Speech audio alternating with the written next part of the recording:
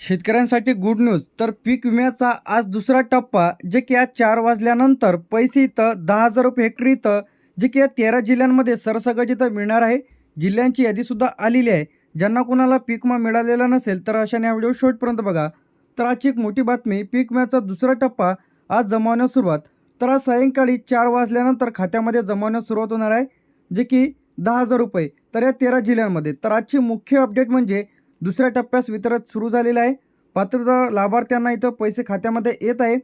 4 नंतर पैसे इथं थेट लाभार्थ्यांच्या खात्यामध्ये इथं जमा होणार आहेत. तर आता काहींना 24 ते 48 तासात इथं जमा होईल.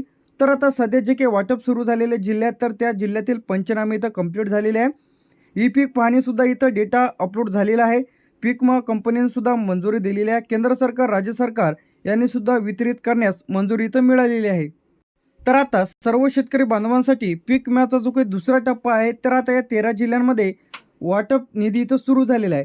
आता या 13 जिल्ह्यात काय मिळणार आहे तर आता या जिल्ह्यातील पंचनामे पूर्ण झालेले आहे. डेटा त्याचप्रमाणे ई पीक पाहणीसुद्धा बरेच शेतकऱ्यांनी केलेली आहे. तर आता पैसे जे की किती मिळत आहे तर हा सुद्धा महत्त्वाचा पॉईंट आहे. प्रति हेक्टरी 10,000 पीक विमा, त्याचप्रमाणे तुमच्या शेतामधील जे की किती नुकसान झालं यावर अवलंबून राहणार आहे, त्याचप्रमाणे पिकाच्या प्रकारावर. तर आता 2 हेक्टरच्या मर्यादेमध्ये 20 ते 17,500 पर्यंत सुद्धा भरपाई मिळू शकते.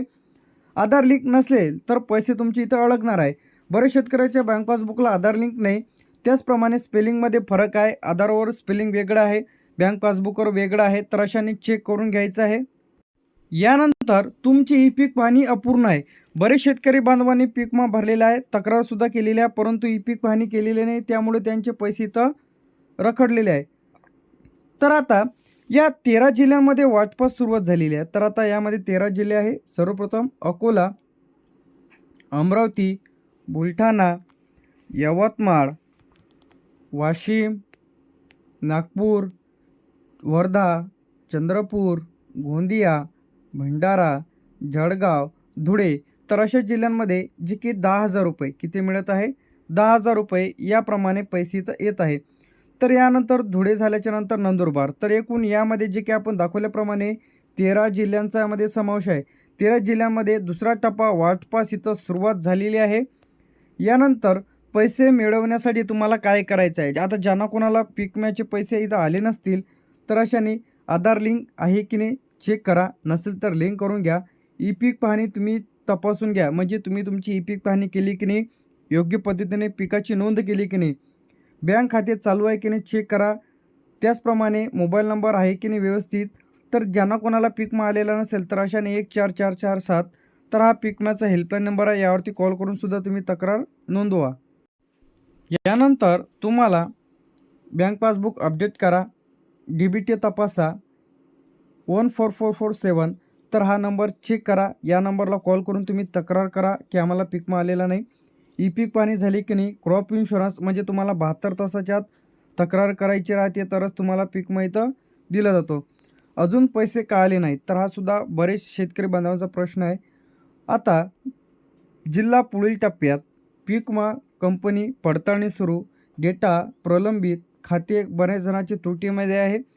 2.25 लाखाहून अधिक शेतकऱ्यांच्या बँक पासबुकला आधार लिंक नाही. आधाराअभावी पीक विमा मिळेना. बरेच शेतकऱ्यांना पीक विमा मिळालेला नाही. तर आज 4 नंतर पैसे इथं हेक्टरी 10,000 जे की 13 जिल्ह्यात सुरुवात होणार आहे. तर आता यामध्ये जे की पेंडिंग जिल्हे आहेत तर आता यामध्ये 23 जिल्हे अधिक बाकी राहिलेले आहेत. तर या जिल्ह्यांमध्ये कधीपर्यंत पीक विमा मिळेल, यामध्ये छत्रपती संभाजीनगर, जालना, परभणी, हिंगोली, नांदेड, लातूर, बीड तर अशा जिल्ह्यांचा यामध्ये समावेश आहे. तर आता 7 जिल्हे आपण बघितलेले आहे. यानंतर धाराशिव, पुणे, सातारा, सांगली, कोल्हापूर, सोलापूर, अहमदनगर, नाशिक, पालघर, ठाणे, रायगड, रत्नागिरी, सिंधुदुर्ग झाल्यानंतर मुंबई शहर, मुंबई उपनगर, गडचिरोली तर एकूण या 23 जिल्ह्यांचा यामध्ये समावेश आहे. तर एकूण महाराष्ट्रातील 36 जिल्ह्यांमध्ये जे की इथं वाटपास सुरुवात होणार आहे. तर आता सध्या 13 जिल्ह्यांमध्ये झालेल्या आहे. उर्वरित 23 जिल्ह्यांमध्ये लवकरच इथं वाटप होणार आहे. तर आता किती मदत मिळणार आहे तर आता यामध्ये जे की 10,000 हे त्यांच्या पीक नुकसानीच्या टक्केवारीनुसार DBTच्या माध्यमातून येत आहेत. तर आता सध्याच्या यामध्ये 1 हेक्टर, 2 हेक्टर, 3 हेक्टर, 3 हेक्टरच्या मर्यादा आहे तर 10,000 रुपये, 20 2 हेक्टरसाठी आणि 3 हेक्टरसाठी 30,000 रुपये.